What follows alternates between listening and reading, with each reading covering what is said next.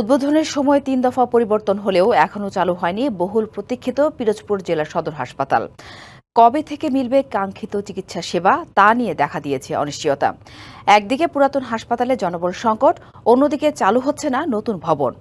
এতে হতাশা বাড়ছে জেলাবাসীর মধ্যে। ১৯৮৪ সালে ৩১ শয্যা নিয়ে পিরোজপুর সদর হাসপাতালের যাত্রা শুরু হয়। ১৯৯৭ সালে নির্মিত হয় ৫০ শয্যার নতুন ভবন। ২০০৫ সালে রূপান্তর হয় ১০০ শয্যার হাসপাতালে। তারও এক যুগ পর ঘোষণা আসে ২৫০ শয্যা করার। শুরুতে ৭ তলা হিসেবে পরিকল্পিত হলেও পরে ৯ তলায় উন্নীত হয়। ২০২০ সালের জুনে শেষ হবার কথা থাকলেও মহামারী করোনার কারণে ৩ দফা সময় বাড়িয়ে ২০২৪ সালের ডিসেম্বরে কাজ শেষ হয়। তবে নির্মাণ কাজ শেষ হলেও লোকবল, বিদ্যুৎ ও লিফট সংযোগ না হওয়ায় এখন হস্তান্তর হয়নি ভবনটি। উদ্বোধনের সময়ও পেছাচ্ছে বারবার। সর্বশেষ ৩০শে জুন লিফট ছাড়াই উদ্বোধন হওয়ার কথা থাকলেও সেটা সম্ভব হয়নি। ফলে পুরনো হাসপাতালেই অতিরিক্ত রোগীর চাপ সামলাতে হিমশিম খেতে হচ্ছে চিকিৎসক ও স্বাস্থ্যকর্মীদের। প্রয়োজনীয় স্বাস্থ্যসেবা না পেয়ে ভোগান্তিতে রোগী ও স্বজনেরা। বাংলা কিউআর, যেখানে নগদ পেমেন্ট সেখানে। সারা দেশে ১০ লাখেরও বেশি মার্চেন্টে নগদে পেমেন্ট করুন খুব সহজে।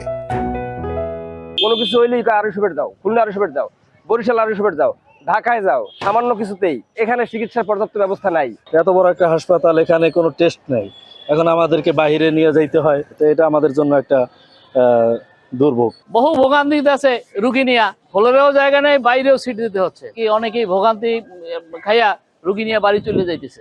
এদিকে হাসপাতালের নতুন ভবন চালু হলেও চিকিৎসা সেবার মান নিয়ে রয়েছে শঙ্কা। একই জনবল দিয়ে দুটি ভবনে সেবা পরিচালনা করলে বাড়তি চাপ তৈরি করবে বলে মনে করছেন অনেকেই। যদি আমরা বেশ কয়েকবারই আমরা তারিখ পরিবর্তনের কথা শুনতেছি, কিন্তু কার্যত সেটা দেখতে পাচ্ছি না। এটা যত তাড়াতাড়ি উদ্বোধন হবে ততই আমাদের সেবার জন্য ভালো হয়।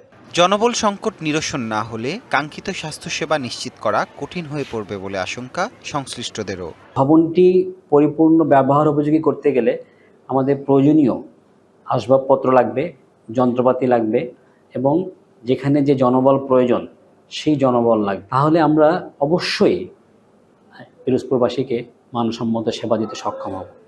হাসপাতালটি চালু হলে শুধু পিরোজপুর নয়, আশেপাশের প্রায় ২০ লাখ মানুষ আধুনিক চিকিৎসা সেবার সুযোগ পাবে। DBC news desk.